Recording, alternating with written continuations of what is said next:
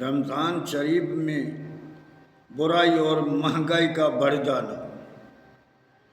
نحمد و نصلی علی رسول الکریم وعلی آلہ وصحبہ اجمعین، اما بعد۔ دوستو، ہم نے اپنے دین، اپنے مذہب کو ہم نے سمجھا نہیں ہے،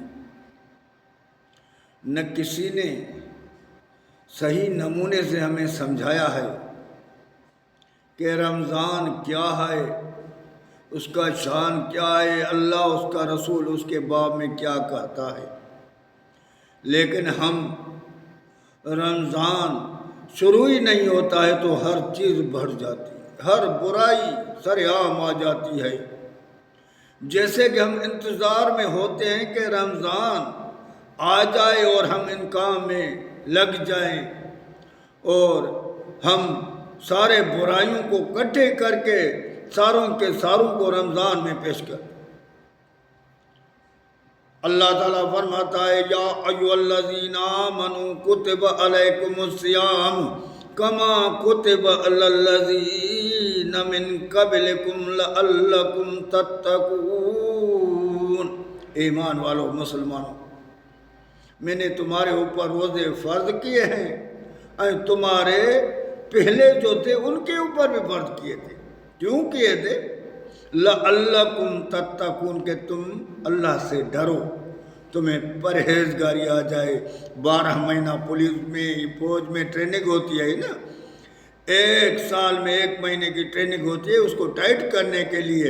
تو اللہ تعالیٰ مومنوں کو ٹائٹ کرنے کے لیے یہ ٹریننگ کر رہا ہے کہ تم پرہیزگار متقی ہو جاؤ، ہر چیز سے بچ جاؤ۔ کیونکہ ہمیں روزہ فارسی لفظ میں پھنسایا ہے، سوم کی معنی ہے ہر چیز سے رک جانا، بند ہو جانا، جھوٹ سے، بےمانی سے، 2 نمبری سے، ہر چیزوں سے رک جانے کا نام روزہ ہے۔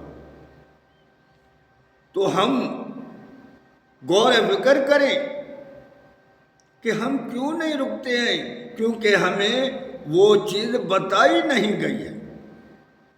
رمضان کی شان اور رتبہ ہمیں بتایا ہی نہیں گیا ہے۔ جتنا رمضان کا شان اور رتبہ ہے، اتنا رمضان شریف میں گناہ کرنے کی برائی کا بھی اتنا جرم ہے۔ ہم اس مہینے سے کم برائیوں سے بچے۔ صحابہ کرام کہتے تھے 12 مہینہ ہم رمضان کا انتظار کرتے تھے اور 12 مہینہ ہمارے اوپر رمضان کا اثر چلتا تھا۔ یہ وہ مہینہ ہے جس میں شیطان زنجیر میں بند ہو جاتے ہیں۔ جب شیطان بند ہے تو ہم شیطان ہیں نا، اللہ نے کہا شیاطین من الجن والانس، وہ جنوں والے شیطان بند ہو گئے، انسان والے شیطان کہاں جائیں گے، وہ تو اپنا کام کریں گے۔ اتنے قدر کہ اللہ کے رسول نے فرمایا، تجھے اگر کوئی گالیاں دے تو کہو کہ مجھے روزہ ہے۔ جھوٹ جس نے بولا اس کا روزہ سوائے بھوک کے کچھ بھی نہیں ہے۔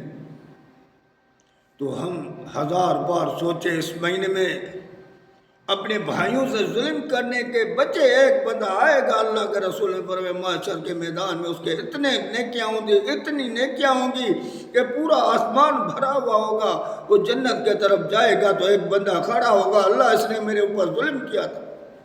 اللہ تعالیٰ اس کو برائے گا، اس کو دے، اللہ میرے پاس کچھ بھی نہیں ہے، اپنی نیکیاں دے، نیکیاں اس کو۔ پھر دوسرا کھڑا ہوگا، تیسرا، تاکہ ساری نیکیاں چلے جائیں گی اور ان کے گناہ اٹھا کر جہنم میں چلا جائے گا۔